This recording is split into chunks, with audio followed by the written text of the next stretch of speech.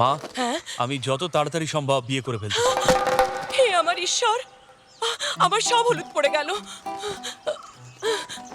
যদি তুই বিয়ে না করিস তাহলে শুধু তোরই জীবন নষ্ট হবে, কিন্তু অন্য একটা মেয়ের জীবন নষ্ট করতে চাইছিস কেন তুই? দেখো মা, তোমার বয়সের মহিলারা নিজেদের নাতিপুতি দেখতে চায়, আর তুমি সেখানে আমাকেই হাবি যাবি বলে যাচ্ছ। যদি কোনো মেয়ে তোকে বিয়ে করে তাহলে তোকেই পণ দিতে হবে। স্ত্রী ধন হবে না, পুরুষ ধন হবে। মা ছেলের মধ্যে কি কথা চলছে? সাজি, হ্যাঁ? এ বিয়ে করতে চাইছে। চাইছে তো দিয়ে দাও, ক্ষতি কি? হ্যাঁ? মেয়ের নাম কি? শালিনী। আর দেখতে কেমন?